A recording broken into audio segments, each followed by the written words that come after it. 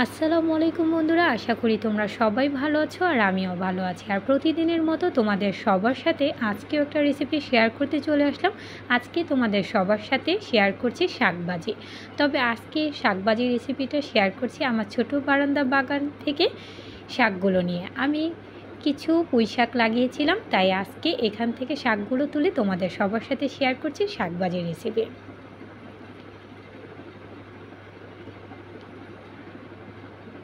পুঁই শাকগুলো রান্নার জন্য প্রয়োজনের তুলনায় খুবই অল্প পরিমাণে ছিল, তাই আমি এই পুঁই শাকগুলোর সাথে বাবা বাজার থেকে লাল শাক কিনে এনেছিল। একসাথে আমি আমার এই পুঁই শাক আর লাল শাকটা রান্না করেছি আজকে। শাক অথবা সবজি অল্প পরিমাণে হোক, কিন্তু নিজের বাগান থেকে সবজি তুলতে কিন্তু সেই অনুভূতিটা খুবই অসাধারণ। তাই আজকে তোমাদের সবার সাথে শেয়ার করছি শাকভাজি। এখানে আমি শাকভাজি রান্না করার জন্য শাকগুলো ভালো করে ধুয়ে নিয়েছি। আর শাক রান্না করার জন্য সাথে আমি নিয়েছি পেঁয়াজ কুচি, রসুন কুচি, আর সাথে আমি কাঁচামরিচগুলো কেটে নিয়েছি। এখন আমি শাকগুলোর সাথে প্রতিটা উপকরণ দিয়ে দিচ্ছি। কাঁচামরিচগুলো আমি দিয়ে দিয়েছি কেটে রাখা আগে। আর এখন দিয়ে দিচ্ছি পেঁয়াজ কুচিগুলো, আর সাথে দিয়ে দিচ্ছি রসুন কুচিগুলো। আর এখন আমি একসাথে সবগুলো দিয়ে দিচ্ছি, আর সাথে দিয়ে দিচ্ছি তেল।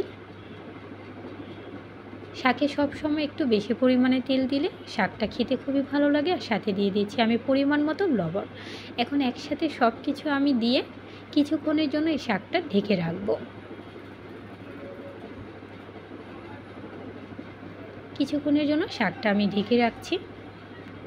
ঢাকনাটা তুলে নিলাম। তোমরা দেখতেই পাচ্ছ শাকে কত পরিমাণ পানি চলে এসেছে।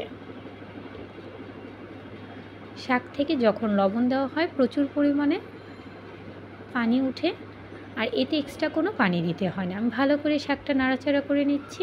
আর শাকটাতে এখনও আমার পর্যাপ্ত পরিমাণে পানি আছে, তাই এখন আমি আবারও নাড়াচাড়া দিয়ে কিছুক্ষণের জন্য শাকটা ঢেকে রাখবো।